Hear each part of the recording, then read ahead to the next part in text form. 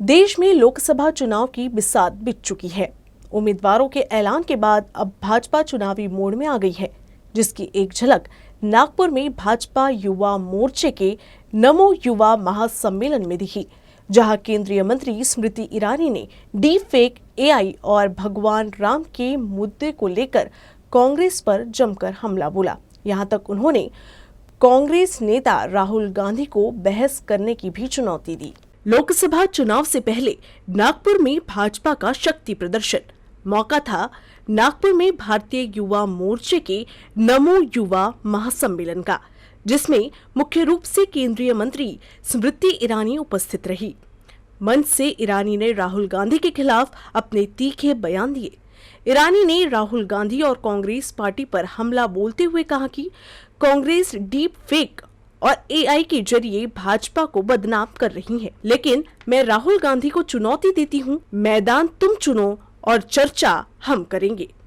ईरानी यही नहीं रुकी, उन्होंने भगवान राम और भारतीय सेना के नाम पर कांग्रेस और राहुल गांधी पर जमकर आरोप लगाया। को उकसाया जाएगा, कुछ लोगों को एआई के माध्यम से, डीप फेक के माध्यम से बरगलाया जाएगा, लेकिन आज हम डंके की चोट पर कह सकते हैं, और अगर राहुल गांधी तक मेरी आवाज पहुंचे तो कान खोलकर सुन लो, मैदान तुम चुनो, कार्यकर्ता हम देंगे। आओ, तुम्हारे 10 साल और मोदी के 10 साल के बीच में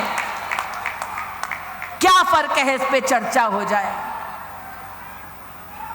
मैं नहीं कहती मैं जाऊंगी चर्चा के लिए, तब पक्का नहीं आएंगे तेजस्वी, लेकिन इतनी गारंटी देती हूं कि युवा मोर्चा का एक भी साधारण कार्यकर्ता जाकर राहुल गांधी के सामने बोलने लगे तो राहुल गांधी में इतना दम नहीं कि युवा मोर्चा के किसी कार्यकर्ता के सामने टिक जाएगा। मंच से राज्य के उप मुख्यमंत्री और नागपुर जिले के पालक मंत्री देवेंद्र फडणवीस ने मोदी सरकार के बीते 10 सालों के काम और उपलब्धियों को गिनाया। फडणवीस ने कहा कि पिछले 10 सालों में देश में परिवर्तन की लहर दौड़ी है। जो काम पिछले 50 सालों में पूरा नहीं हुआ, वो मोदी के 10 सालों के कार्यकाल में मुमकिन हुआ है। ऐसे में फडणवीस ने 2024 के चुनाव में भाजपा को वोट देकर भारत को जिताने की उम्मीद की है। 2024 ची निवडणूक ही भाजपाच्या विजयाकरता नाही आहे।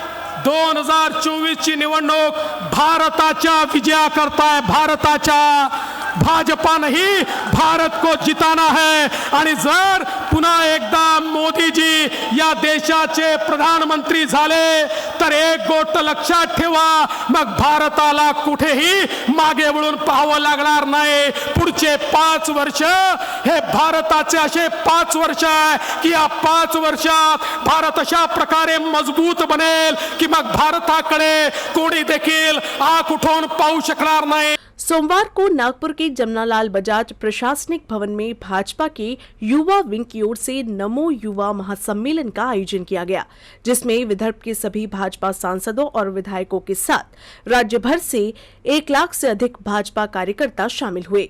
खास बात यह है कि सभा में अमरावती की सांसद नवनीत राणा भी अपने 15,000 कार्यकर्ताओं के साथ कार्यक्रम में शामिल हुई।